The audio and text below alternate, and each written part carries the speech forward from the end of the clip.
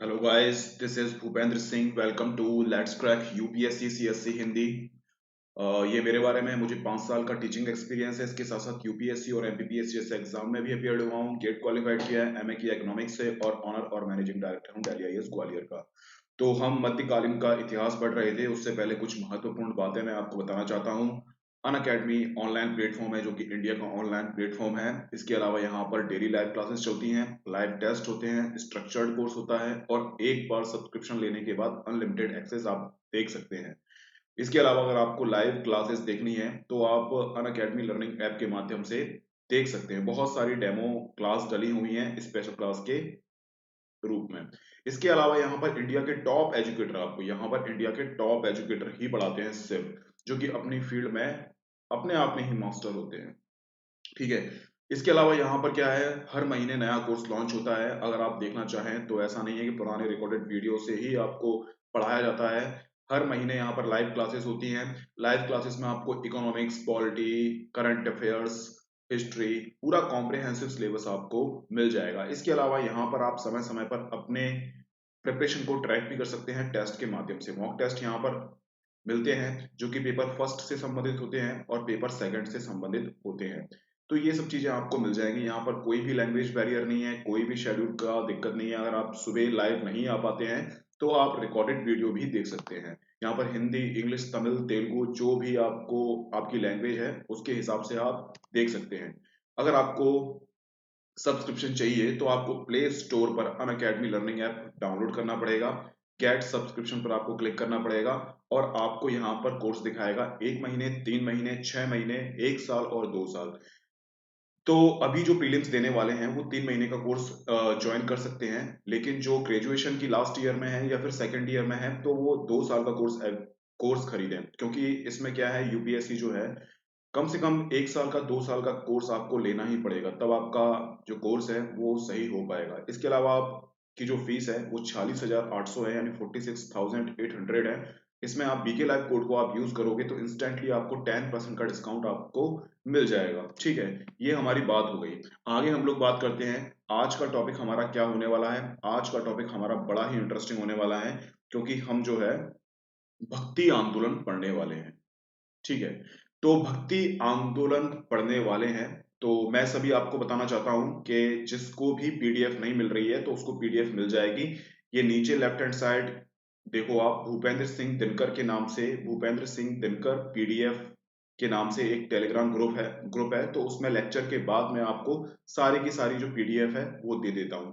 और जिस समय पर मध्यकालीन भारत का इतिहास खत्म होगा तो ये पीडीएफ भी मैं आपको पूरी की पूरी कंबाइन करके दे दूंगा। ठीक है, तो कल हमने क्या पढ़ा था एक बार हम लोग देख लेते हैं। तो ये हमने पढ़ा था सूफी सिलसिला, सूफी आंदोलन। ठीक है, तो सूफी आंदोलन में हमने कौन कौन सी चीज पढ़ी थी। हमने भारत में किस प्रकार से सूफी मत का विकास हुआ था, चिश्ती सिलसिला क्या होता है, इसके महत्वपूर्ण सिद्धांत कौन कौन से हैं, कुतुबुद्दीन बख्तियार काकी, बाबा फरीद, निजामुद्दीन औलैया, अमीर खुसरो। एक स्टूडेंट का थोड़ा सा डाउट था कि नसीरुद्दीन चिराग ये दिल्ली है, वो बाबा फरीद का शिष्य था, लेकिन ऐसा नहीं है, वो अमीर खुसरो के शिष्य थे। ठीक है, इसके बाद हम लोगों ने बात की थी सोहरावर्दी सिलसिला, मोहम्मद गौस कादरी सिलसिला, नक्शबंदी सिलसिला, शेख अहमद सिलसिला, रोशनिया सिलसिला और महदवी सिलसिला। इसके बाद हमने कालंदरी सिलसिला और ऋषि सिलसिला के बारे में भी हम लोगों ने बात की थी। तो एक भी क्वेश्चन आपका, एक भी क्वेश्चन इसमें से छूटने वाला नहीं है, सारे के सारे क्वेश्चन आपको बन जाएंगे। तो कोई टेंशन लेने वाली आपको कोई भी आवश्यकता नहीं है। तो आज का जो हमारा टॉपिक है भक्ति आंदोलन। देखो, जिस प्रकार से मुस्लिम धर्म में कट्टरवादी चीजें आना स्टार्ट हो गई थी, उसी प्रकार से हिंदू धर्म में भी कट्टरवादी चीजें आना स्टार्ट हो गई थी। हिंदू धर्म को अत्यंत कठोर धर्म बना दिया था रूढ़िवादी धर्म, धार्मिक जो गुरु थे उन लोगों ने। लेकिन इसी प्रकार से अगर हिंदू धर्म को अगर सरल बनाने का जो प्रयास किया था वो भक्ति आंदोलन ने किया था। इस प्रकार से बहुत सारे जो विचारक हुए, जैसे गुरु नानक देव हुए, कबीरदास हुए, इसके बाद रैदास भगत हुए, इन लोगों ने भक्ति आंदोलन को प्रमुख बनाया और आम जनता को मुख्य धारा में लेकर सामने आया। ठीक है, तो भक्ति आंदोलन में आज हम क्या पढ़ने वाले हैं, सबसे पहले हम लोग ये देख लेते हैं। ठीक है, तो भक्ति आंदोलन का अर्थ क्या होता है, इसमें आराध्य और भक्त का मतलब क्या होता है, ये हम देखेंगे। इसके अलावा भक्ति भक्ति आंदोलन का विकास कैसे हुआ था, ये भी हम देखेंगे। भक्ति आंदोलन की विशेषताएं कौन कौन सी हैं, ये भी हम बात करेंगे। इसके बाद भक्ति आंदोलन में सबसे प्रमुख जो आचार्य थे वो शंकराचार्य थे। तो शंकराचार्य के बारे में पढ़ेंगे, किस प्रकार से शंकराचार्य ने भक्ति आंदोलन में प्रमुख भूमिका निभाई और किस प्रकार से इन्होंने पूरे भारत देश में, यानी कि उत्तर भारत, पश्चिम भारत, पूर्व भारत और दक्षिण भारत में अपने अपना योगदान दिया भक्ति आंदोलन के प्रचार प्रसार में। इसके अलावा शंकराचार्य ने 4 दिशाओं में मठों की स्थापना की थी, ये भी मैं आपको बताऊंगा, और इसके पीछे उद्देश्य क्या था ये भी मैं आपको बताऊंगा। इसके बाद रामानुजाचार्य के बारे में बात करेंगे, इसके बाद निम्बकाचार्य के बारे में बात करेंगे, इसके बाद माधवाचार्य के बारे में बात करेंगे, इसके बाद वल्लभाचार्य के बारे में बात करेंगे, इसके बाद रामानंद के बारे में बात करेंगे, फिर हमारे आएंगे प्रमुख, वो हैं कबीर, ठीक है। इसके बाद चैतन्य महाप्रभु के बारे में बात करेंगे, इसके बाद शंकर देव के बारे में बात करेंगे, इसके बाद गुरु नानक के बारे में बात करेंगे, इसके बाद दादू दयाल के बारे में बात करेंगे, इसके बाद नरसिंह मेहता के बारे में बात करेंगे, फिर महाराष्ट्र के जो संत हैं जैसे ज्ञानदेव, नामदेव, एकनाथ, तुकाराम, रामदास, इनके बारे में भी बात करेंगे। इन लोगों ने कौन कौन से संप्रदाय की स्थापना करी और इनके सिद्धांत कौन कौन से थे, इनके बारे में हम बात कर लेंगे। तो यहाँ पर जो हमारा है भक्ति आंदोलन पूरा खत्म हो जाएगा। तो जैसा कि मैंने आपको बताया था, जैसे ही भक्ति आंदोलन खत्म होगा वैसे ही मैं आपको पीडीएफ है वो लेक्चर के बाद सेंड कर दूंगा। भूपेंद्र सिंह दिनकर, ये देखो आपको दिख रहा होगा, ये आपका टेलीग्राम ग्रुप है। भूपेंद्र सिंह दिनकर के नाम से आप टेलीग्राम पर सर्च करोगे तो आपको सारे लेक्चर मिल जाएंगे, सारी पीडीएफ मिल जाएगी, और लास्ट में एक मर्ज वाली पीडीएफ मैं आपको दे दूंगा मध्यकालीन भारत की, ठीक है। इसके बाद हम ज्योग्राफी स्टार्ट करेंगे। तो चलिए स्टार्ट करते हैं। और एक बात मैं आपको और बता देता हूं कि यहाँ पर जो हम जो पढ़ेंगे सारे विचारक हैं, यानी कि शंकराचार्य, माधवाचार्य, वल्लभाचार्य, इनको हम टाइमलाइन के हिसाब से पढ़ेंगे, ठीक है। चलिए शुरू करते हैं भक्ति आंदोलन, ठीक है। तो भक्ति आंदोलन क्या बोलता है, भक्ति आंदोलन यानी कि इसका नाम ही पड़ा है भक्ति के लिए, यानी कि सब इसमें सबसे महत्वपूर्ण बात होती है वो भक्ति महत्वपूर्ण बात होती है। भक्ति के बिना इसमें किसी भी चीज को महत्वपूर्ण स्थान नहीं दिया जाता। और आपको पता है भक्ति के लिए कर्म कांड की आवश्यकता नहीं होती है। अगर आपका सच्चा दिल है, अगर आप सच्चे दिल से किसी चीज को मानते हो तो उसी के लिए आप भक्ति करो, तो यही चीज है वो भक्ति आंदोलन बन जाएगी। जिस प्रकार से सूफी आंदोलन मुस्लिम धर्म में धर्म सुधारक के रूप में सामने आया, उसी प्रकार से हिंदू धर्म में भक्ति आंदोलन धर्म सुधार के रूप में आया।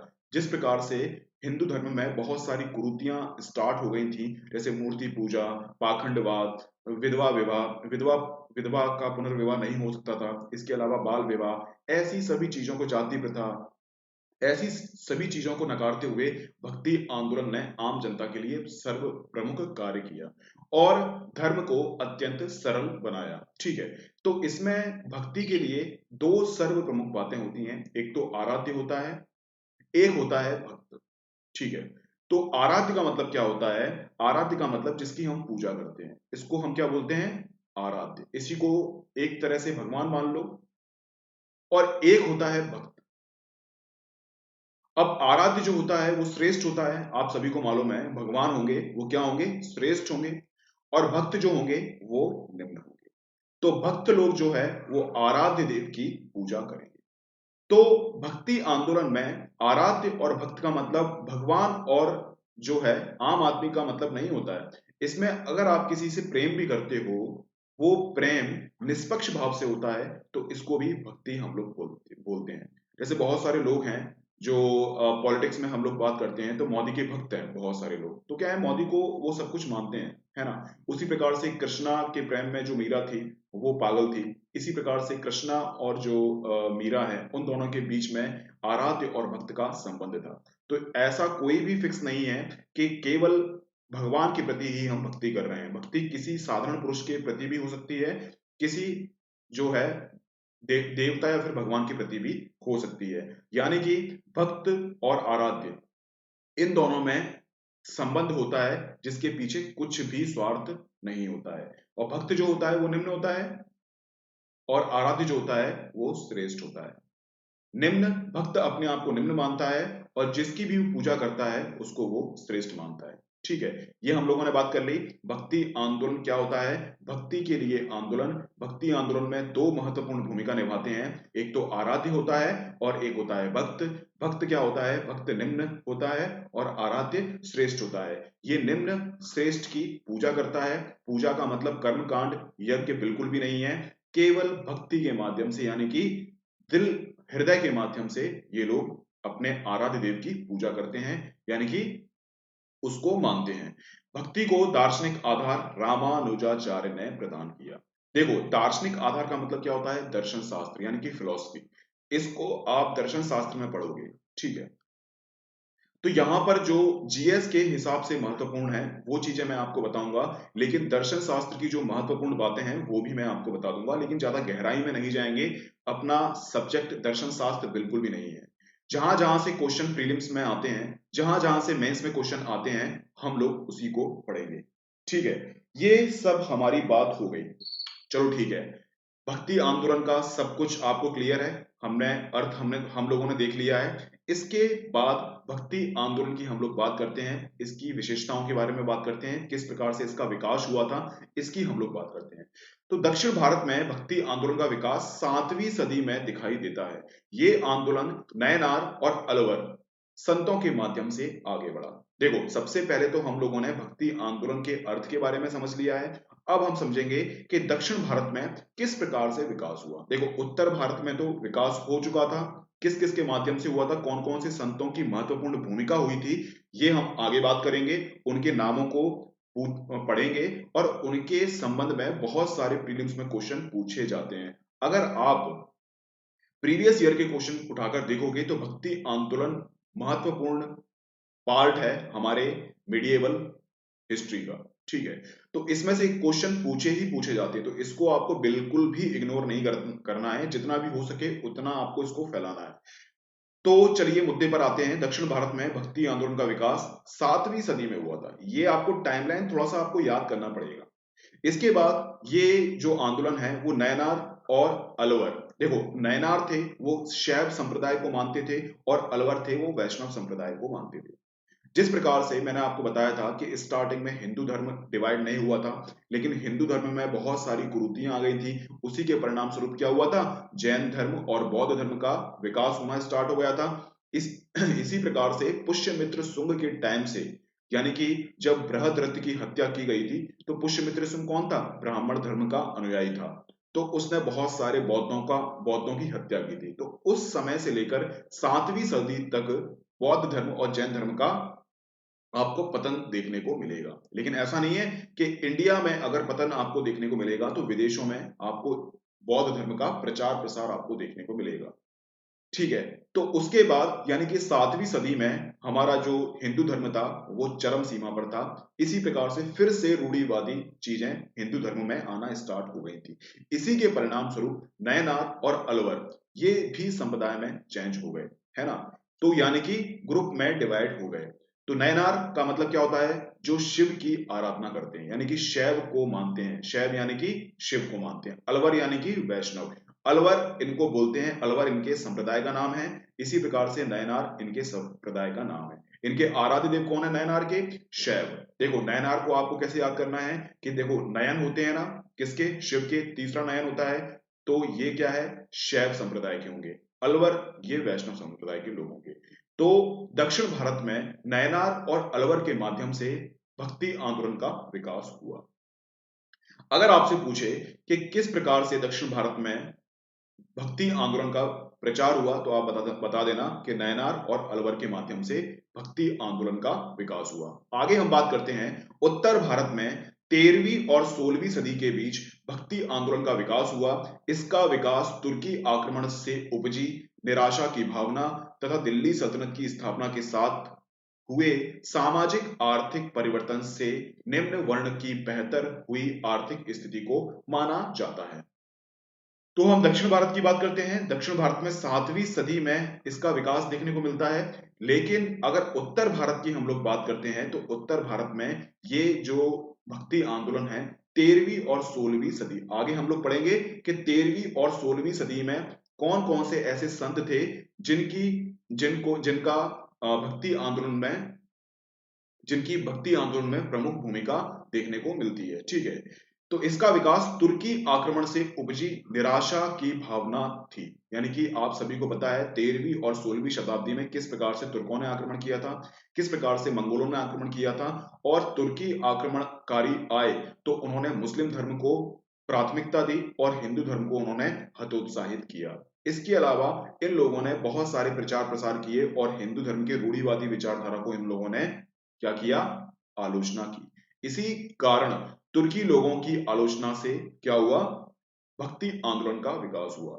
इसके अलावा आप सभी को पता है कि दिल्ली सल्तनत की जब स्थापना हुई थी, दिल्ली के बहुत सारे सुल्तान हुए थे, यानी कि कुतुबुद्दीन ऐबक हुआ, बलबन हुआ, इल्तुतमिश हुआ, इसके बाद लोधी वंश आया, अलाउद्दीन खिलजी आया, मतलब बहुत सारे लोग आए, बहुत सारे सुल्तान आए। इन लोगों ने क्या किया, इन लोगों ने मुस्लिम धर्म को सपोर्ट किया। तो हिंदू धर्म में पहली बात तो क्या है, कुरीतियां विद्यमान थी, तो हिंदू धर्म से आम जनता वैसे ही परेशान थी। इसके अलावा मुस्लिम धर्म का भी प्रभाव आपको देखने को मिलेगा। तो इसमें भक्ति आंदोलन का प्रचार प्रसार को क्या मिलेगा, एक कंफर्ट जोन मिलेगा। इसी प्रकार से दिल्ली सल्तनत की जब स्थापना हुई थी तो सामाजिक और आर्थिक परिवर्तन हुए, जिसके कारण क्या हुआ, निम्न वर्ण की बेहतर स्थिति हुई। अब जब हिंदू धर्म केवल, यानी कि तुर्की आक्रमणकारियों से पहले हिंदू धर्म जो है वो जातियों में डिवाइड था। अब जातियों में जब डिवाइड होगा तो निम्न जाति के लोग क्या करेंगे, वो हमेशा असंतुष्ट होंगे, है ना।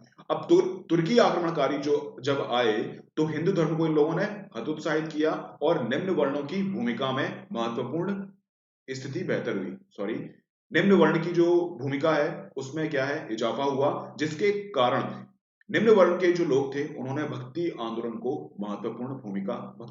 में महत्वपूर्ण भूमिका निभाई, जिसमें कि रैदास, आप सभी लोग जानते हैं, रैदास एक निम्न जाति के संत थे और इन्होंने अपने विचारों के माध्यम से, अपने अपने अच्छे विचारों के माध्यम से इन्होंने निम्न जाति के लिए बहुत सारे काम किए। आगे हम लोग बात करते हैं इनकी विशेषताएं क्या होती हैं। तो भक्ति आंदोलन में जाति पाति ऊंच नीच की भावना पर चोट की गई, क्योंकि देखो आप सभी को मैं बताऊं कि भक्ति आंदोलन एक उदारवादी आंदोलन था।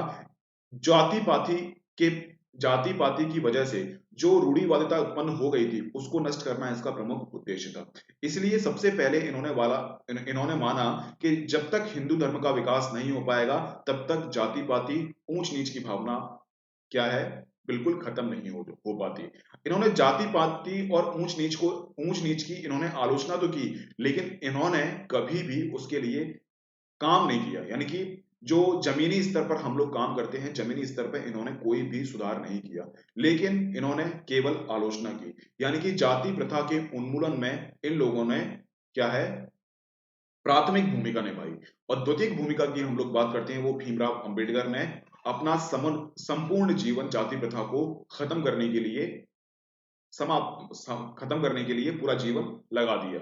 ठीक है, ये बात आपको याद रखनी पड़ेगी। भक्ति आंदोलन में जाति प्रथा की आलोचना बहुत हुई और बहुत सारे ऐसे निम्न जाति के संत भी हुए जिन्होंने भक्ति आंदोलन में महत्वपूर्ण भूमिका निभाई। लेकिन अगर हम बात करते हैं क्रियान्वयन की, कि महत्वपूर्ण क्रियान्वयन कब हुआ था, तो ये भीमराव अंबेडकर के टाइम पर हुआ था। ठीक है, भीमराव अंबेडकर ने सारा का सारा जीवन त्याग दिया जाति प्रथा को खत्म करने के लिए। लेकिन आज भी जाति प्रथा जो है वो पैर पसारे हुई है। शहरों में तो कम आपको जाति प्रथा देखने को मिलेगी, लेकिन गांव में आपको आज भी जाति प्रथा देखने को मिल जाएगी। इसके अलावा भक्ति आंदोलन की और महत्वपूर्ण विशेषता क्या है, हिंदू मुस्लिम एकता पर बल दिया। जिस प्रकार से मुस्लिम धर्म में सूफी संत आए, उसी प्रकार से हिंदू धर्म में कौन आए, भक्ति आंदोलन के नयनार और अलवर लोग सामने आए। तो विभिन्न काल में सुल्तान लोग आए, इन्होंने हिंदुओं पर अत्याचार किए। ठीक है, तो इसकी वजह से क्या है, मुस्लिम के जो उदारवादी समर्थक लोग थे उनमें भी एक भावना आई कि नहीं यार, ऐसा नहीं होना चाहिए, मारकाट नहीं होना चाहिए, जबरदस्ती हिंदू मुस्लिम धर्म को अपनाने के लिए बल नहीं दिया जाना चाहिए।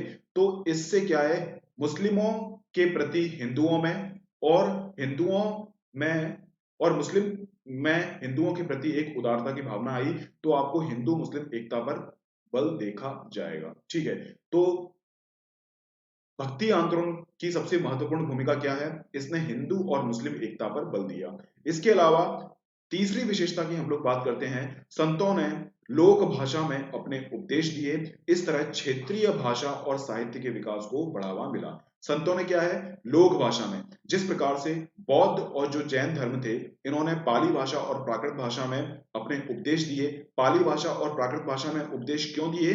क्योंकि आम जनता को उपदेश समझ में आए। अब संस्कृत में आप लोग कोई वर्ड बोलोगे, संस्कृत में आप कोई भाषण बोलोगे, तो आपको आज के समय पर कोई भी नहीं समझ पाएगा कि आप क्या बोलना चाहते हैं। इसलिए क्षेत्रीय भाषा की महत्वपूर्ण भूमिका होती है। तभी जो बौद्ध धर्म और जैन धर्म है, ये लोग काफी आगे बढ़ पाए, क्योंकि इन्होंने क्षेत्रीय भाषा में अपने उपदेश दिए। आज हमारी जनता है, गांव की आप जनता को समझाओगे अगर इंग्लिश भाषा में, तो वो कभी नहीं समझ पाएंगे। जैसे मोदी जी आए और इंग्लिश में कोई भाषण दें कि जो जनता कर्फ्यू है वो क्यों होना चाहिए, कोरोना वायरस क्या है, अगर ये इंग्लिश में ही चलता रहेगा तो आम जनता को कभी समझ में नहीं आएगा और आम जनता कभी समर्थन नहीं दे पाएगी। जिस प्रकार जो मोदी जी हैं वो आम जनता की भाषा में बात करते हैं, आम जनता के दिलों में उनकी बातें छा जाती हैं, तो उनको काफी सपोर्ट मिलता है।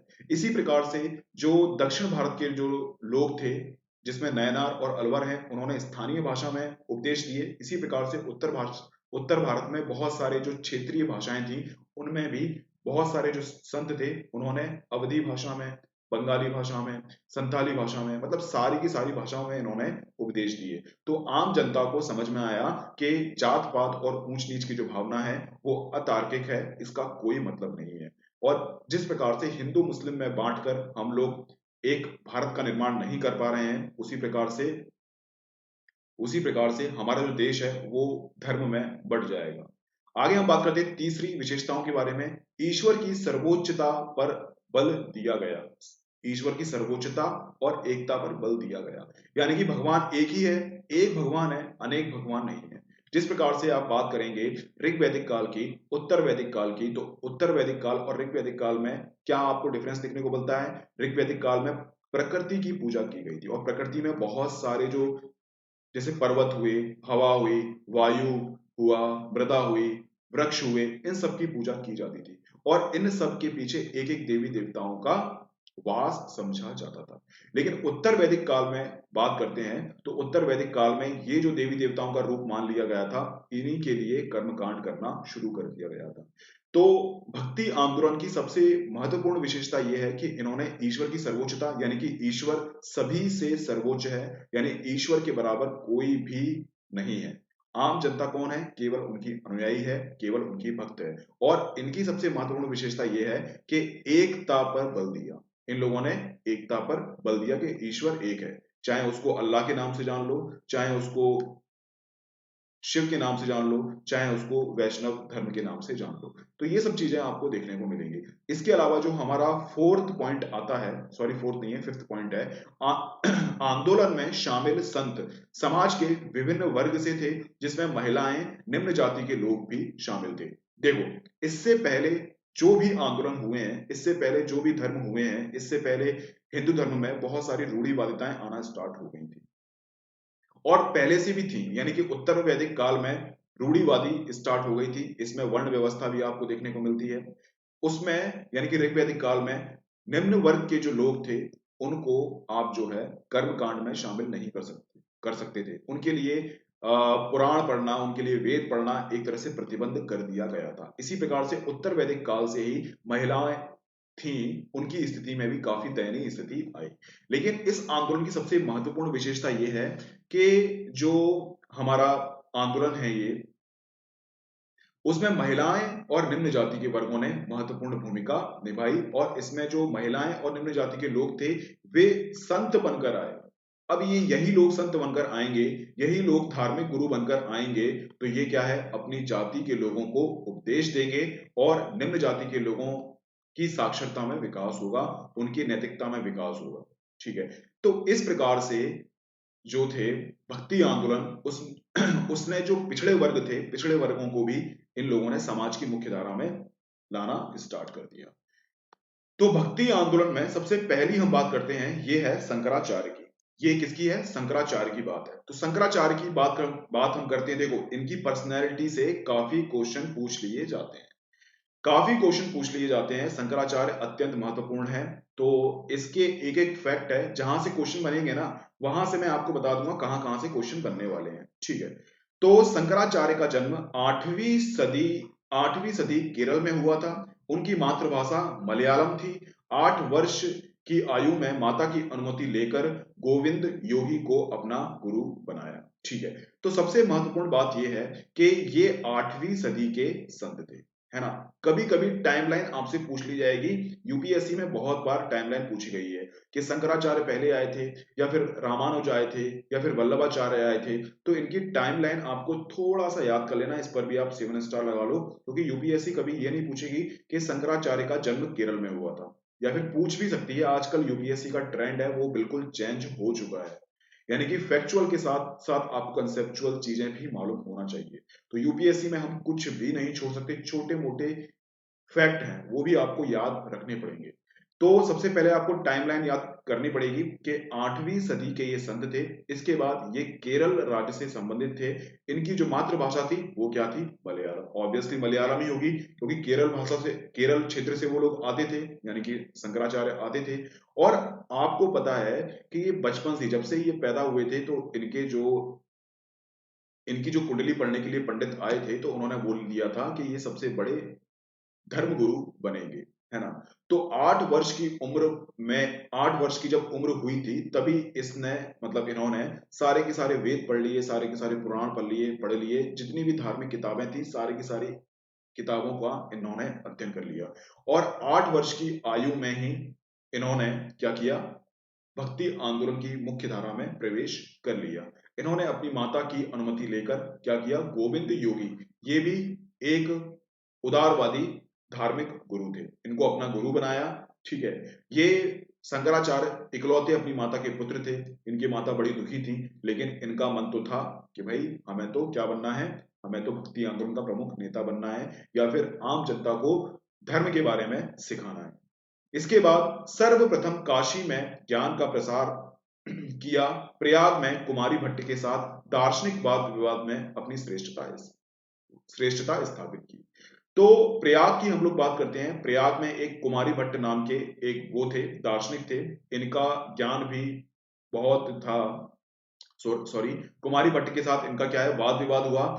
और वाद विवाद में किस बात पर विवाद हुआ? कि सत्य क्या है, सत्य का ज्ञान कैसे होता है, सत्य की प्रामाणिकता कैसे होती है। तो इन दोनों में जब वाद विवाद हुआ तो शंकराचार्य की जीत हुई। तब से शंकराचार्य को आम जनता में श्रेष्ठता और मान्यता प्राप्त हुई। तो आगे हम लोग बात करते हैं। शंकराचार्य ने चारों दिशाओं में मठों की स्थापना की। ये मठ हैं, ये आपसे पूछ लिए जाएंगे, भैया चारों दिशाओं में कहाँ का। अब चारों दिशाओं में, भारत के चारों दिशाओं में इसने मठ की स्थापना क्यों की? क्योंकि यहां पर, यहां पर, यहां पर और यहां पर। क्यों? क्योंकि सारी की सारी जो क्षेत्र थे उनको जोड़ने का इनका प्रयास था कि उत्तर भारत को दक्षिण भारत से जोड़ दो और पूर्व भारत को पश्चिम भारत से जोड़ दो, जिससे क्या है? धर्म का प्रचार प्रसार होगा, आम जनता को धर्म की भावनाओं के बारे में पता चलेगा, आम जनता को पता चलेगा कि धर्म के सच्चे अर्थ क्या है। क्योंकि बाद के जो उत्तर वैदिक काल के जितने भी लोग हुए हैं, उन्होंने धर्म को तोड़ मरोड़ कर प्रस्तुत किया है। तोड़ मरोड़ कर प्रस्तुत करने की वजह से क्या हुआ? कि हिंदू धर्म में रूढ़िवादिता आ गई। तो हम बात करते हैं, हमने उद्देश्य के बारे में पढ़ लिया कि 4 मठों की स्थापना किस उद्देश्य से की थी। अब देखते हैं कहां कहां पर इन्होंने मठों की स्थापना की थी। तो आप मुझे कमेंट बॉक्स में ये बताओ कि बद्रीनाथ कहां पर है। बहुत सारे स्टूडेंट ऐसे होंगे जिन्होंने बद्रीनाथ घूमा भी होगा, बद्रीनाथ, केदारनाथ। आपको सिर्फ कमेंट बॉक्स में ये बताना है कि बद्रीनाथ कहां पर है, कौन से स्टेट में है। इसके अलावा द्वारिका, द्वारिका कहां पर है। इसके अलावा पुरी, आप पुरी को भी बता दो। इसके अलावा मैसूर, मैसूर कहां पर है, ये भी आप जो है मुझे कमेंट बॉक्स में बता दो। तो हिंदू धर्म के प्रचार प्रसार के लिए और राष्ट्रीय एकता की स्थापना के लिए इन्होंने 4 मठों की स्थापना की। एक तो बद्रीनाथ ज्योतिष पीठ, एक द्वारिका शारदा पीठ, इसके अलावा पुरी गोवर्धन पीठ, इसके अलावा मैसूर श्रृंगार पीठ, है ना। तो मैसूर है, ये कर्नाटक में है। पुरी कहां पर है? पुरी उड़ीसा में है। द्वारिका कहां पर है? ये गुजरात में है। और बद्रीनाथ कहां पर है? उत्तराखंड में। ये मैंने आपको बता दिया। जिस स्टूडेंट के भी ये मैच होते हैं तो उनका सही आंसर है, ठीक है। इसके अलावा शंकराचार्य को प्रचंड बौद्ध भी कहा जाता है। वस्तुतः बौद्ध संघ की पद्धति के समान ही उन्होंने प्रचार प्रसार के लिए भारत के चारों दिशाओं में मठों की स्थापना कर गए। जिस प्रकार से बौद्ध धर्म में कहा गया था कि भाई क्या है कि अगर बौद्ध धर्म को प्रचार प्रचार प्रसारित करना पड़ेगा तो जगह जगह घूमकर, मतलब चारों दिशाओं में घूमकर क्या है, आपको बौद्ध धर्म की शिक्षाओं को आम जनता तक पहुंचाना पड़ेगा। इसी प्रकार से शंकराचार्य ने क्या किया, बौद्ध संघ के समान चारों जगह मठों की स्थापना कर दी। जिस प्रकार बौद्ध धर्म में क्या करते हैं, चैत्य और स्तूप की स्थापना करते हैं और विहार की स्थापना करते हैं, इसी प्रकार से इन्होंने मठों की स्थापना कर दी चारों दिशाओं में। इसीलिए इनको प्रच्छन्न बौद्ध यानी कि छुपा हुआ बौद्ध यानी कि बौद्ध धर्म की बहुत सारी जो ऐसी मान्यताएं हैं उनको इन्होंने अपनाया, क्योंकि इससे पहले बौद्ध धर्म था वो अत्यधिक ट्रेंड में था। इसके अलावा शंकराचार्य ने अद्वैतवाद दार्शनिक सिद्धांत दिया और स्मृति संप्रदाय की स्थापना की। शंकर ने निर्गुण यानी कि निराकार ब्रह्म की उपासना पर बल दिया। देखो, शंकराचार्य अद्वैतवादी दार्शनिक सिद्धांत दिया। अद्वैतवादी का मतलब क्या होता है, अद्वैतवादी का मतलब होता है कि एक भगवान को मानना, यानी कि भगवान सिर्फ एक है और सभी सभी जो चीजें हैं, यानी कि जो जीवित चीजें हैं और अजीवित चीजें हैं, यानी कि पेड़ पौधे हुआ, मिट्टी हुआ, है ना, और जीवित यानी कि प्राणी हुए, पशु हुए, ये सभी लोगों में भगवान है ना। तो ब्रह्म सत्यम जगत मिथ्या जीवो ब्रह्मो ना परा, यानी कि ब्रह्म ही सत्य है, जगत मिथ्या है और जीव मूलतः ब्रह्म ही है। इसको हम बोलते हैं अद्वैतवाद। अद्वैतवाद मतलब कि भगवान एक है। आपको ये बात याद रखना पड़ेगा। इस पर भी आप 7 स्टार लगा लो, क्योंकि ये प्रश्न भी आपसे पूछ लिया जाता है कि अद्वैतवाद के प्रणेता कौन थे, तो आप बता देना शंकराचार्य ने अद्वैतवाद का सिद्धांत प्रस्तुत किया था। ठीक है। इसके बाद निर्गुण बोला इन्होंने भगवान को। निर्गुण का मतलब क्या है, निर्गुण का मतलब यह है कि इन पर गुणों को हम लोग जो है, भगवान पर गुणों को हम लोग आक्षेपित नहीं कर सकते। यानी कि अगर हम ईश्वर के गुणों का बखान करेंगे तो ईश्वर अपने आप में सीमित हो जाएगा। तो इतने सारे गुण गुण हैं भगवान में कि आम जनता के समझ में नहीं आएगा, आम जनता कभी गिन नहीं सकती।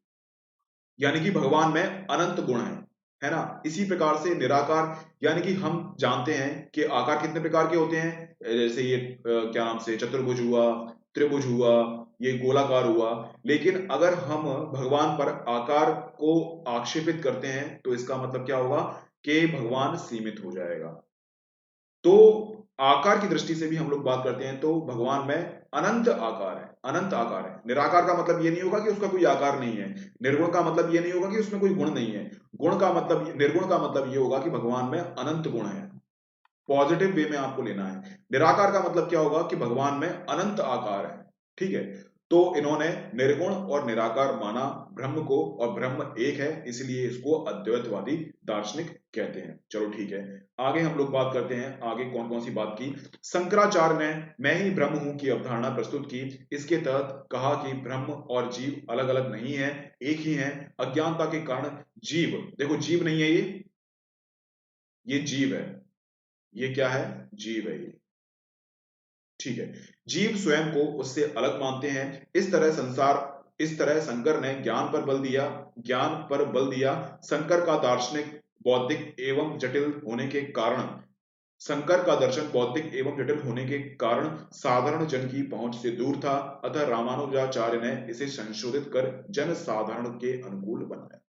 तो जैसे कि मैंने आपको बताया था कि मैं ही ब्रह्म हूं। अगर आपको ज्ञान हो जाता है, आपकी ज्ञानेंद्रियां जग जाती हैं, तो आप में भी एक ब्रह्म का अंश है वो उद्वेलित हो जाता है। जिस प्रकार शंकराचार्य ने कहा था कि हर कण कण में भगवान है, हर जीव में भगवान है। अगर उसको अपने आप का ज्ञान हो जाए तो वो ही ब्रह्म बन सकता है, ब्रह्म बन सकता है। ठीक है। तो इन्होंने ज्ञान पर विशेष बल दिया। ठीक है ना। और इन्होंने कहा कि जीव जब अपने आप को ईश्वर से अलग मानता है तभी वह संसार रूपी भवसागर में भटकने लगता है और जो है उसका अस्तित्व समाप्त हो जाता है। ठीक है। तो इन्होंने बोला कि जब कर्म कर्म पर आप ध्यान नहीं दोगे, यानी कि कर्म पर ध्यान ना देते हुए अगर आप ज्ञान पर ध्यान दोगे तो आप जो है ब्रह्म को प्राप्त कर लोगे। ठीक है।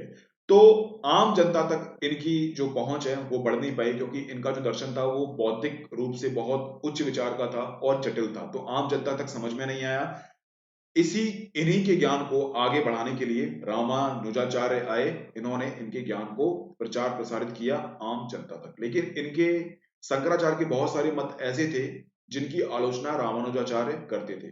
ठीक है, और आगे चलकर ये रामानुजाचार्य हैं वो संशोधित करेंगे शंकराचार्य के विचार को। रामानुजाचार्य विशिष्ट द्वैत दर्शन का सिद्धांत दिया और श्री संप्रदाय की स्थापना की।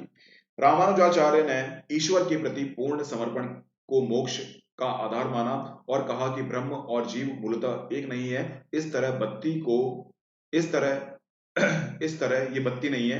दार्शनिक आधार प्रदान करते हुए उसे जन सामान्य के अनुकूल बनाया। देखो, ये बत्ती नहीं है, ये भक्ति है। ये प्रिंटिंग मिस्टेक हो गई है, भक्ति है। इस प्रकार भक्ति को दार्शनिक आधार प्रदान करते हुए उसे जन सामान्य के अनुकूल बनाया। देखो, शंकराचार्य ने क्या बोला कि जीव यानी कि हम मान लो एक तरह से, और भगवान, जीव और भगवान कौन है? जीव और भगवान मूलतः एक ही है। लेकिन क्या बोला रामानुजाचार्य ने कि जीव और भगवान जो हैं ये दो अलग अलग चीजें हैं। ठीक है, अगर जीव भगवान की आराधना करेगा, भगवान की भक्ति करेगा तो ये ब्रह्म को पालेगा। जबकि शंकराचार्य ने क्या बोला कि जीव और भगवान एक ही है। जब जीव को अपने आत्मज्ञान की अनुभूति होती है तो यही ब्रह्म बन जाता है। लेकिन ये अतार्किकता आम जनता को समझ में नहीं आया और आस्था के लिए, पूजा पाठ के लिए आम जनता के लिए सहज महसूस नहीं हो रहा था, क्योंकि आम जनता को पूजा पाठ और आस्था में विश्वास था। इसीलिए जीव और भगवान को अलग अलग करके रामानुजाचार्य ने आम जनता के लिए जो धर्म है उसको अनुकूल बना दिया। तो इनका जो धर्म है विशिष्ट द्वैतवाद है। द्वैतवाद का मतलब क्या होता है? विशिष्ट द्वैत मतलब कि जीव और भगवान है वो अलग है। अद्वैतवाद का मतलब क्या होता है कि जीव एक है। तो आपसे ये भी प्रश्न पूछ लिया जाएगा विशिष्ट द्वैतवाद दर्शन किसका है, तो आप बता देना कि रामानुजाचार्य का ये दर्शन है। इसकी टाइमलाइन है वो भी याद रखना। एक तरह से 1017 से 1137 तक ये रहे और भारत के विभिन्न क्षेत्रों में इन्होंने अपने धर्म के यानी भक्ति आंदोलन का प्रचार प्रसार किया। अब इसके बाद आते हैं निम्बकाचार्य।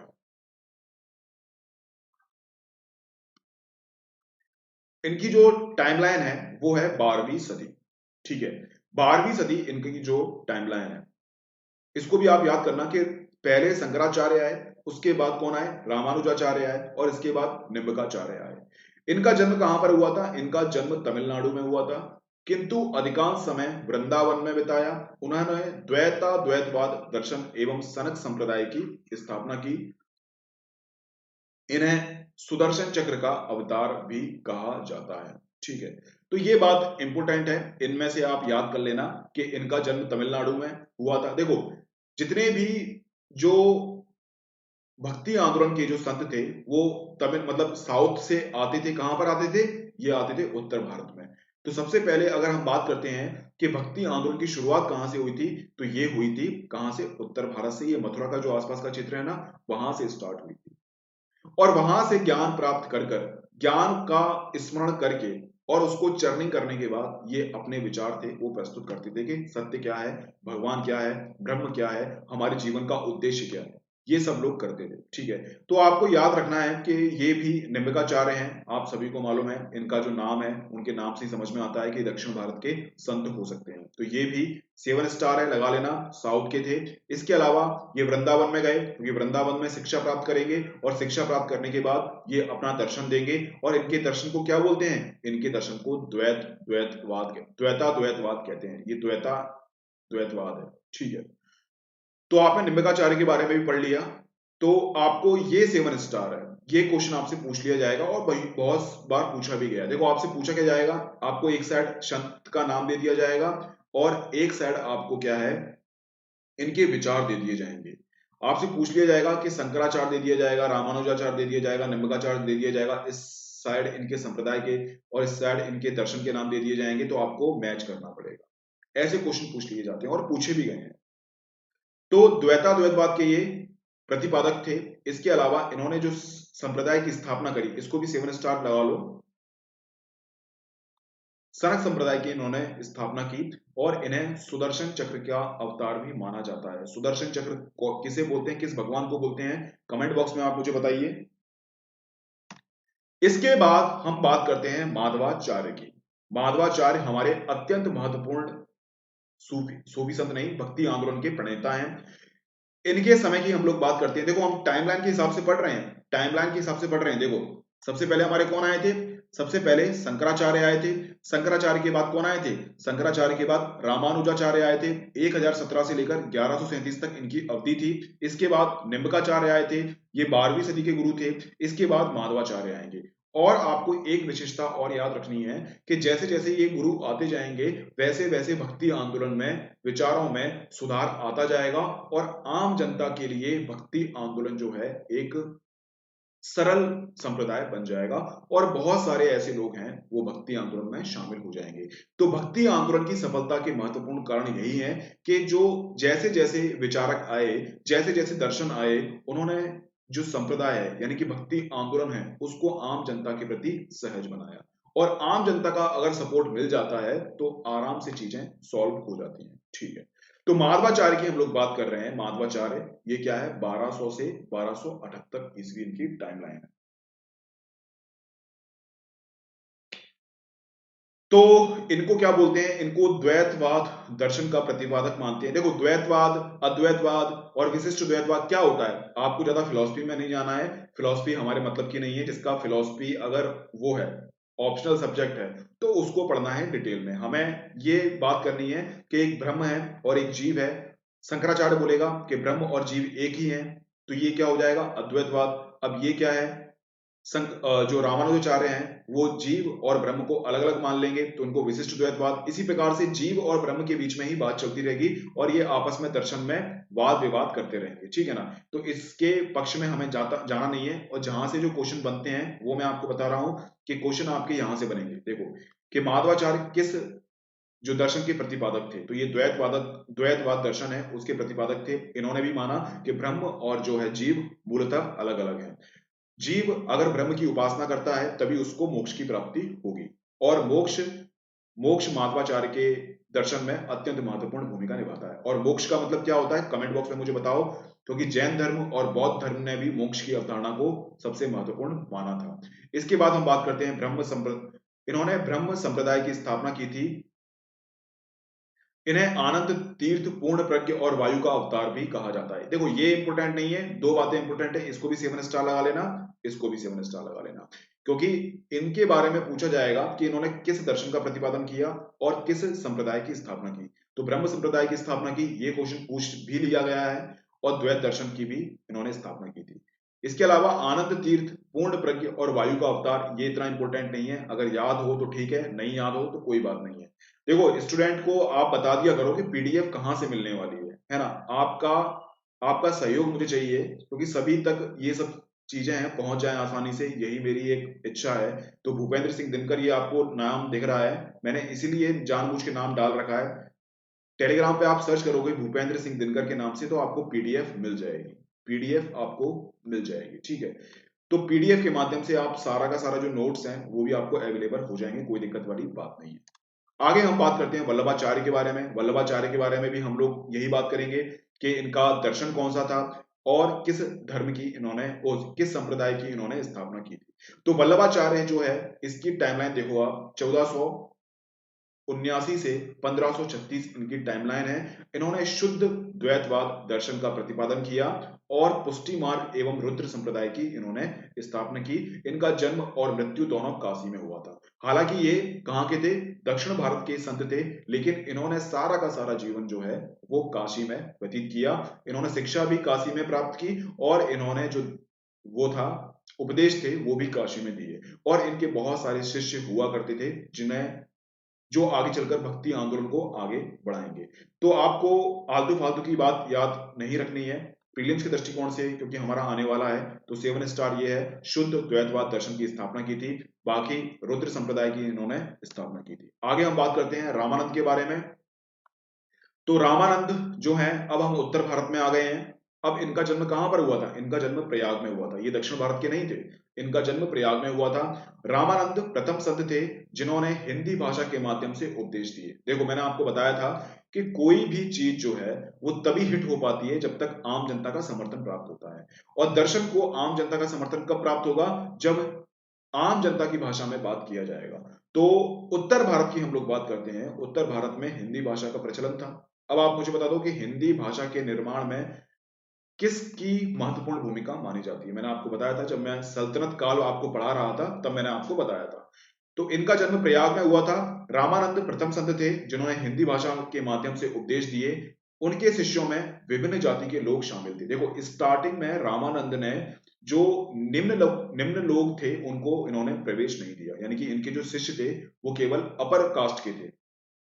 लेकिन बाद के समय में कबीर दास की वजह से, कबीर दास ने इन्होंने बहुत आग्रह किया कि हमें भी शामिल किया जाए, हमें भी शामिल किया जाए।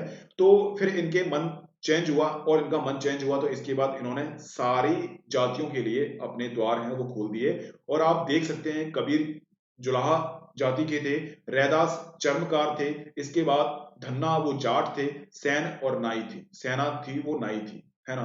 तो इस प्रकार आप देख सकते हैं कि रामानंद के उपदेश और उनके शिष्यों में सभी जाति के लोगों का समर्थन प्राप्त था।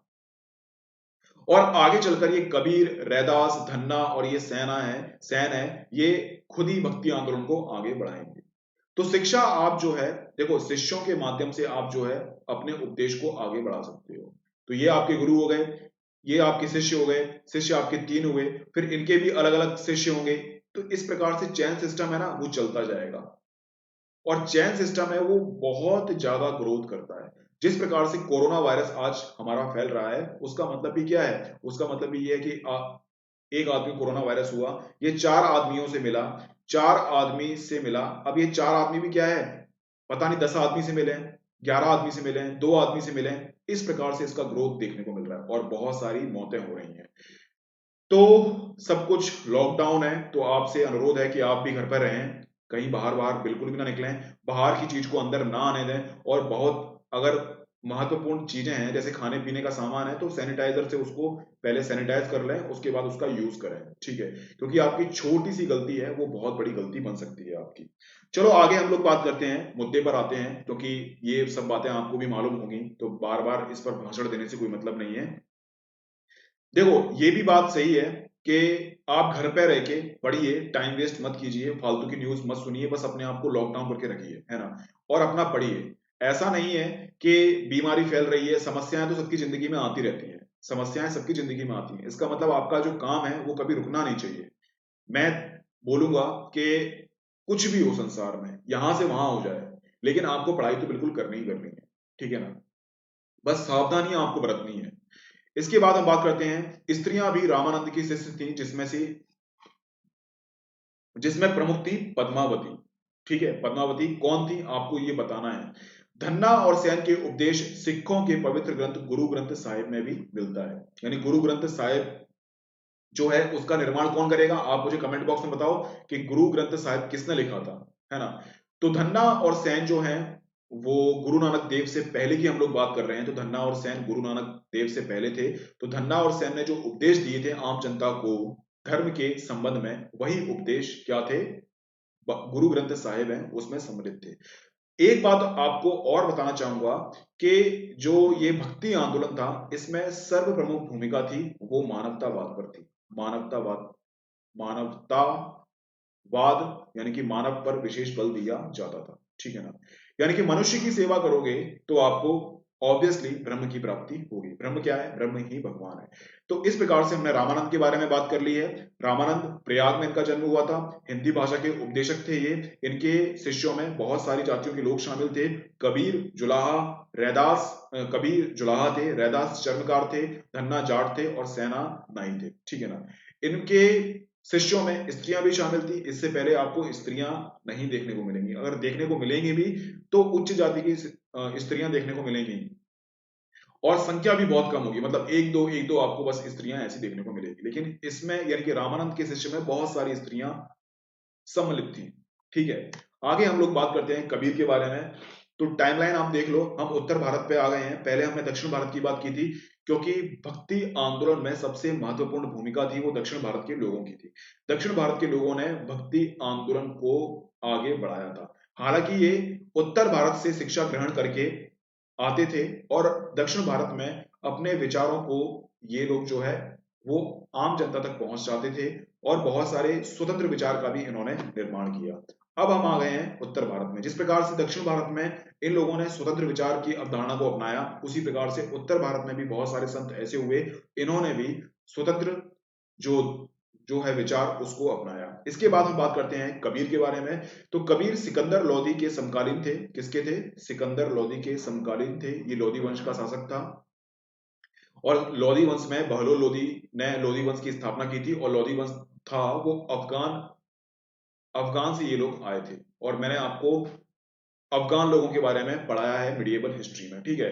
तो कबीर सिकंदर लोदी के समकालीन थे। ये प्रश्न भी आपसे पूछ लिए जाते हैं, यूपीएससी के प्रीवियस ईयर के क्वेश्चन आप लोग उठा के देखोगे तो आपको समझ में आएगा कि वो समकालीन भी पूछता है कि भैया सिकंदर के समकालीन कौन से वो थे, संत थे, या फिर अकबर के समकालीन कौन से संत थे, या फिर मतलब ऐसे क्वेश्चन समकालीन वाले वो पूछ लेता है। तो इसलिए आपको टाइमलाइन याद करने की आवश्यकता है कि भैया इनकी टाइमलाइन क्या है।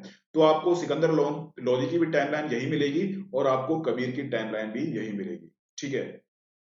इनका जन्म काशी में हुआ और इनकी मृत्यु मगहर में हुई। कबीर ने वर्ण व्यवस्था, जाति प्रथा, धार्मिक कर्मकांड पर चोट की। कबीर के प्रधान शिष्य धर्मदास थे। इन्होंने कबीर के उपदेशों को का संकलन किया।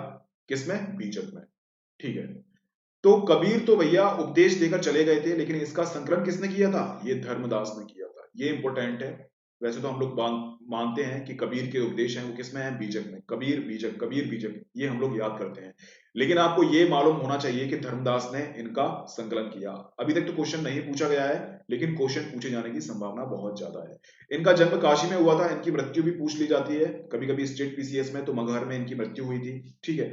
और जो इनके संबंध में बहुत सारी चीजें हैं उनको हम नहीं पढ़ेंगे क्योंकि अपने पास टाइम नहीं है, क्योंकि हमें बहुत सारी चीजें भी पढ़नी है। तो ये जाति प्रथा पर और धार्मिक कर्म कांडों पर चोट तो ये सभी लोग करेंगे, है ना।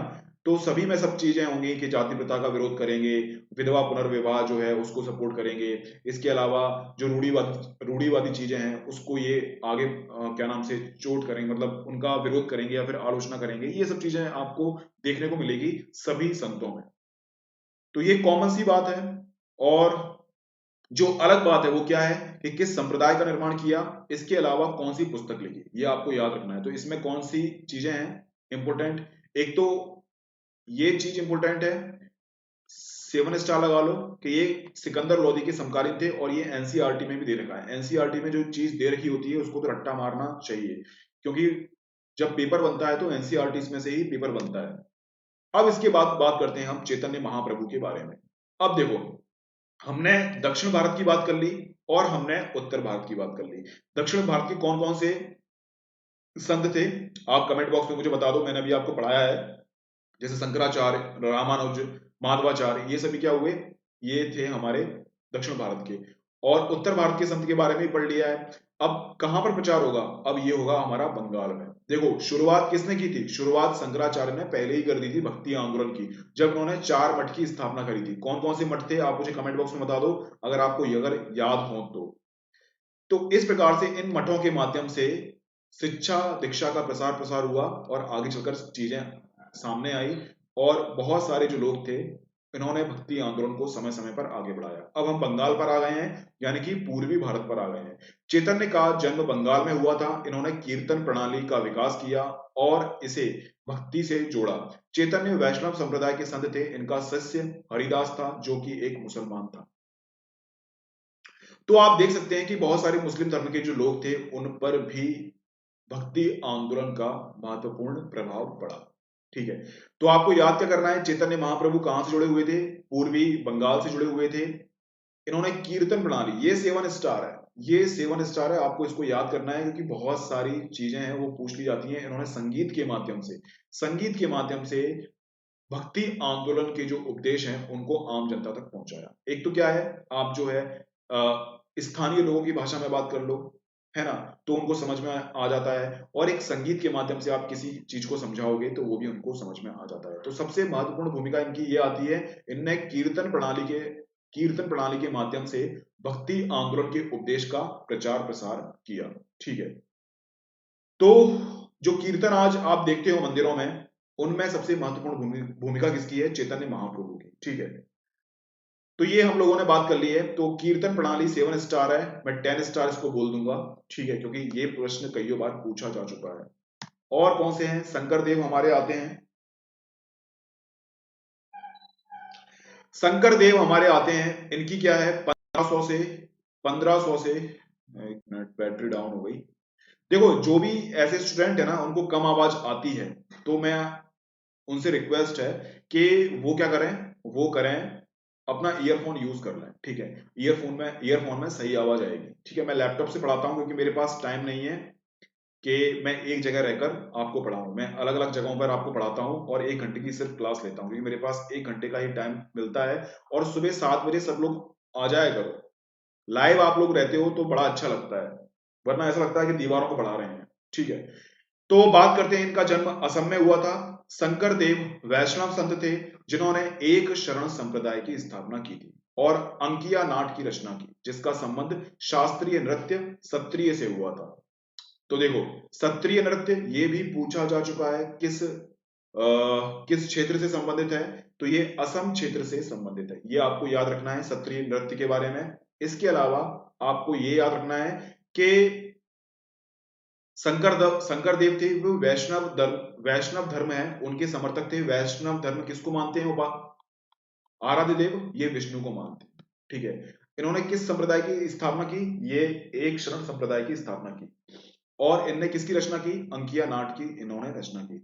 तो ये 3 चीज हैं, ये आपको 3 चीज याद रखनी है। पहली बात तो ये असम से संबंधित थे। हम देखो पूर्वी क्षेत्र की बात कर रहे हैं, हमने उत्तर क्षेत्र की बात कर ली, हमने दक्षिण क्षेत्र की बात कर ली, अब हम पूर्वी क्षेत्र पर आ रहे हैं, इसके बाद हम पश्चिमी क्षेत्र पर आएंगे, ठीक है। तो आपको याद रखना है संप्रदाय के बारे में, और आपको याद रखना है इनकी रचना के बारे में, ठीक है। और आपको याद रखना है कि इनका संबंध क्षत्रिय नृत्य से था। तो अगर आपको ये मालूम होगा कि क्षत्रिय नृत्य असम से संबंधित है और असम से शंकर देव संबंधित हैं, तो आप ये क्वेश्चन सॉल्व करके आ जाओगे। क्षत्रिय नृत्य पूछा जा चुका है, तो हो सकता है कि शंकर देव के बारे में भी पूछ लिया जाए। तो इनकी टाइमलाइन है वो 1500 से 1569 ईस्वी इसकी टाइमलाइन है। आगे हम बात करते हैं गुरु नानक के बारे में। गुरु नानक के बारे में हम लोग बात करते हैं। गुरु नानक की भक्ति आंदोलन में प्रचार प्रसार के लिए कौन कौन सी महत्वपूर्ण भूमिका रही, तो इनकी पहले टाइमलाइन की हम लोग बात कर लेते हैं। तो 1469 से 1539। देखो यार इसमें बड़ी दिक्कत आती है, इसको 69 बोलते हैं या फिर 39 बोलते हैं, है ना, ये बचपन से मेरी दिक्कत रही थी। तो आप देख लेना 1469 और 1539, है ना, अब सही है। 1469 और 1539। आगे हम बात करते हैं गुरु नानक के बारे में। इनका जन्म कहां पर हुआ था? तलवंडी में हुआ था। तलवंडी वर्तमान समय पर कहां पर है ये भी आपको बताना है कमेंट बॉक्स में। इसको भी 7 स्टार लगा लो, क्योंकि बहुत सारी स्टेट पीसीएस की जो परीक्षाएं हैं उसमें पूछा जा चुका है। इन्होंने वर्ण व्यवस्था, जाति पाति, मूर्ति पूजा, कहाँ गया कर्सर, मूर्ति पूजा का विरोध किया। देखो ये जो आपको व्यवस्था है ना, ये आप कोई भी जो आपसे विचारक पूछा जाए, कोई भी आपसे दार्शनिक पूछा जाए, तो उसमें आप ये तो चीज डाल दो, ये कॉमन चीज है, ये आप सब में डाल सकते हो। कोई सा भी पूछ लिया उसने, एम एन रॉय पूछा, गांधी पूछा, कुछ भी, भीमराव अंबेडकर, कुछ भी पूछा, यानी कि कुछ भी पूछा उसने, आप ये कॉमन चीजें हैं, कॉमन चीज आप डाल सकते हो, ठीक है ना। और सिख धर्म की स्थापना की। गुरु नानक को इब्राहिम लोदी ने कुछ समय के लिए कैद में रखा था, और जब बाबर से संघर्ष करते हुए इब्राहिम लोदी मारा गया, तब वे कैद से आजाद हो गए थे। तो आपसे पूछ लिया जाएगा और पूछा भी गया है कि गुरु नानक वो किसके समकालीन थे, किस सुल्तान के समकालीन थे, तो ये इब्राहिम लोदी के समकालीन थे और बाबर के समकालीन थे। आप सभी को पता है कि बाबर और इब्राहिम लोदी के बीच में लड़ाई हुई थी, जिसमें बाबर की विजय हुई थी, और इसके बाद से मुगल सल्तनत की स्थापना स्टार्ट हो गई थी, मुगल साम्राज्य की स्थापना हो गई थी। तो पहला क्वेश्चन आपका बनता है, क्या बनता है, कहां से संबंधित थे ये? इनका जन्म तलवंडी में हुआ था और इब्राहिम लोदी और बाबर के ये समकालीन थे, ठीक है ना। और आपको कुछ भी चीज याद नहीं रखनी है इनके बारे में। इसके बाद आते हैं हमारे दादू दयाल। इसके बाद हमारे आते हैं दादू दयाल। अब दादू दयाल भैया कहाँ के थे? ये अहमदाबाद के थे। देखो हमने उत्तर की बात कर ली, हमने दक्षिण की बात कर ली, हमने पूर्व की बात कर ली, अब हम कहाँ की बात कर रहे हैं? अब हम पश्चिम क्षेत्र की बात कर रहे हैं, ठीक है। आपको टाइमलाइन भी याद करनी है और किस क्षेत्र से संबंधित थे आपको ये भी याद रखनी है। तो हम दादू दयाल की बात कर रहे हैं, 1544 से 1603 इनकी जो समयावधि है। अब हम बात करते हैं दादू दयाल के बारे में कि कहाँ से संबंधित थे, किस संप्रदाय की स्थापना करवाई, कौन सा आंदोलन इनने चलाया और किसके ये समकालीन थे। यहीं से क्वेश्चन पूछा जाएगा, इसके बाहर तो क्वेश्चन पूछा ही नहीं जाएगा प्रीलिम्स में, ठीक है। तो दादू दयाल अहमदाबाद के संत थे। कहाँ के? अरे यार, ये अहमदाबाद के संत थे जो कि पश्चिम भारत में है। इन्होंने पर ब्रह्म संप्रदाय की स्थापना करी। अब पर ब्रह्म के बारे में हम लोग ज्यादा नहीं पढ़ेंगे क्योंकि ये फिलॉसफी की बात हो जाएगी। जब मैं आपको फिलॉसफी पढ़ाना स्टार्ट कर दूंगा तो आप क्या है, घूम जाओगे। इसके अलावा इन्होंने निपक आंदोलन चलाया। इसके अलावा इन्होंने, ये अकबर के समकालीन थे। अकबर ने दादू को बुलाकर पूछा कि अल्लाह की जाति क्या है। दादू ने कहा कि इश्क अल्लाह की जाति है और इश्क ही अल्लाह का रंग है। यानी कि प्रेम, प्रेम ही अल्लाह की जाति है और प्रेम ही अल्लाह का रंग है। जो भी चीज आप इनसे पूछोगे तो वो प्रेम पर बल देंगे। यानी कि जाति प्रथा यानी क्या है, तो उन्होंने बोला जाति प्रथा कोई भी चीज नहीं है, अतार्किक चीज है। आपस में प्रेम करो, जंतु से प्रेम करो, प्रकृति से प्रेम करो, सबसे आप प्रेम करो। तो इन्होंने प्रेम पर बल दिया। और भक्ति आंदोलन की सबसे महत्वपूर्ण विशेषता क्या है? वही प्रेम है। और सूफी आंदोलन की हम लोग बात करेंगे तो उसमें भी प्रेम पर बल दिया जाता है। तो अकबर ने इनको बुलाया कि बताओ भैया, तुम इतने ही बनते हो ज्यादा ज्ञानवान, तो बताओ कि भैया अल्लाह की जाति क्या है। तो इन्होंने बोला अल्लाह की जाति कुछ भी नहीं है, अल्लाह की जाति इश्क है। अल्लाह सभी से प्रेम करते हैं और अल्लाह जीव जंतु वृक्ष पेड़ पौधे सभी से प्रेम करते हैं। अल्लाह की जाति भी इश्क है, सब कुछ चीज इश्क ही है। तो आपको क्या याद करना है? आलतू फालतू की बकवास बिल्कुल भी याद नहीं करनी है आपको। अहमदाबाद से ही संबंधित थे, पश्चिम भारत से ही संबंधित थे, पर ब्रह्म संप्रदाय की स्थापना करवाई, ये भी 7 स्टार है। निपक आंदोलन चलवाया, ये भी 7 स्टार है। इसके अलावा अकबर के समकालीन थे। ये 4 फैक्ट आपको पूछ लिए जाएंगे, इसके अलावा कहीं से भी क्वेश्चन आपको प्रीलिम्स में नहीं पूछा जाएगा। आगे हम लोग बात करते हैं नरसिंह मेहता के बारे में। यह 15वीं सदी में गुजरात के वैष्णव संत थे। इन्होंने वैष्णव जन तेन कहिए नामक गीत लिखा जो गांधी का प्रिय वचन था, ठीक है। तो ये भी हमें याद करना पड़ेगा। 15वीं सदी में गुजरात गुजरात से संबंधित थे, ये वैष्णव संत थे। इसके अलावा इनका एक प्रचलित था जन तैने कहिए, जन तैने कहिए। ये आपसे पूछ लिया जाएगा कि भैया ये गीत किसने लिखा था, तो ये नरसिंह मेहता ने लिखा था। और नरसिंह मेहता ने भी क्या काम किया था? वही काम करेगा, जाति प्रथा को खत्म करेगा, विधवा पुनर्विवाह का समर्थन करेगा, बाल विवाह का विरोध करेगा, है ना। ये सब बातें सभी लोग करेंगे। तो जहां से क्वेश्चन बनते हैं सिर्फ मैं वही चीज आप पे फोकस करवा रहा हूँ कि उसी चीज पे फोकस कीजिए। आगे हम बात करते हैं महाराष्ट्र के संत के बारे में। इसके बाद हमारा भक्ति आंदोलन है वो खत्म हो जाएगा और कोई भी चीज आपकी जो है छूटी नहीं है, सारी की सारी क्वेश्चन आपसे बन जाएंगे। विश्वास नहीं होता है तो प्रीवियस ईयर के क्वेश्चन लगा के देख लेना, सारे के सारे क्वेश्चन आपसे बन जाएंगे। तो महाराष्ट्र में किस प्रकार से कौन कौन से संत हुए थे? देखो इनके नाम आप लोग याद रख लेना। ज्ञानदेव, नामदेव, एकनाथ, तुकाराम और रामदास, ठीक है।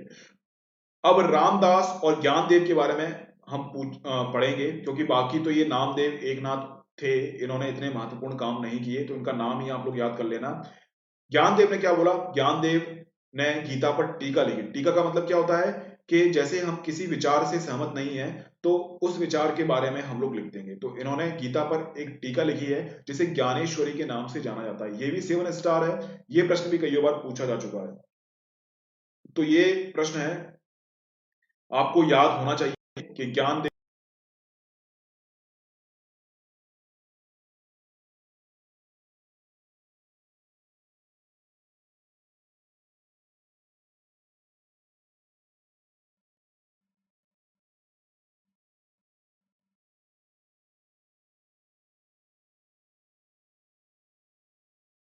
चलो ठीक है गाइस, फिर से हम लोग वापस आ गए हैं। कोई टेंशन वाली बात नहीं है।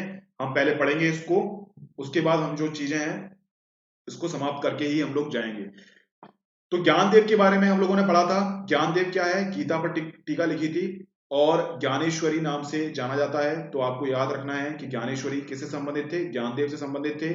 इसके बाद नामदेव, एकनाथ। अब तुकाराम कौन थे? तुकाराम ने बरकरी संप्रदाय की स्थापना करी थी। ये आप 7 स्टार लगा देना। ये भी कई बार पूछा जा चुका है कि बरकरी संप्रदाय की स्थापना किसने की थी। ये तुकाराम ने स्थापना की थी। इसके बाद रामदास की बात आती है। रामदास से संबंधित कौन सी बात है? इन्होंने धरकरी संप्रदाय की स्थापना की। ये शिवाजी के गुरु थे। इन्होंने दास बोध आनंद भवन की रचना की थी। आनंद और भवन की रचना की थी। ठीक है, तो ये सब चीजें आपको देखने को मिल जाएंगी। तो रामदास में आपको धरकड़ी संप्रदाय की स्थापना किसने की थी, इस पे भी 7 स्टार लगा लेना। शिवाजी के गुरु थे, इस पे भी 7 स्टार लगा लेना। इनकी जो रचनाएं हैं इनको भी आप याद कर लेना। यहां से क्वेश्चन बन जाएंगे। अब भक्ति आंदोलन आपका समाप्त हो चुका है। एक भी क्वेश्चन आपसे छूटेगा नहीं। आप जो है क्वेश्चन लगा सकते हो, है ना, सारे के सारे। मेडिएवल हिस्ट्री हमारी 2-3 दिन की बची हुई है। इसके बाद हम ज्योग्राफी स्टार्ट करेंगे। और जितने भी नए स्टूडेंट हैं सारे के सारे लाइक करते जाएं। इसी के साथ साथ मैं एक बात और बोलूंगा कि भूपेंद्र सिंह दिनकर के नाम से आपको पीडीएफ मिल जाएगी। ये पीडीएफ का टेलीग्राम पर आप लोग सर्च कर लेना, भूपेंद्र सिंह दिनकर पीडीएफ, इस नाम से आपको चीजें मिल जाएंगी, है ना। तो वहां पर आपको सारे लेक्चर मिल जाएंगे, सारी पीडीएफ मिल जाएंगी। सब्सक्रिप्शन अगर आपको चाहिए तो आप ये जो 9074467114 है उस पर आप क्या नाम से कांटेक्ट मुझे कर सकते हैं। और प्लीज मुझे किसी भी समय कॉल मत कीजिए। कॉल करने से पहले आप मुझे मैसेज कर लीजिए, ठीक है, क्योंकि मैं कॉल अटेंड नहीं कर पाता हूं किसी का भी। मैसेज कर दीजिए कोई भी समस्या हो। बाकी ये सिलेबस का पूछने के लिए, सर कौन कौन सी चीजें इंपॉर्टेंट हैं, ये सब चीजों के लिए आप मुझे बिल्कुल भी कॉल मत करना, ठीक है ना। क्योंकि ये सब चीजें बच्चे अक्सर पूछते हैं कि सर कौन सी बुक पढ़ें। सबको पता है यार, यूट्यूब खोल के देखोगे ना सब वही चीज बताएंगे। तो कुछ अच्छा क्वेश्चन हो तो आप मुझे जरूर कॉल कीजिए, ठीक है, या फिर मैसेज कीजिए। मैं आपका रिप्लाई जरूर करूंगा, ठीक है। आप सभी के सहयोग के लिए बहुत बहुत धन्यवाद। कल फिर मिलते हैं नए टॉपिक के साथ।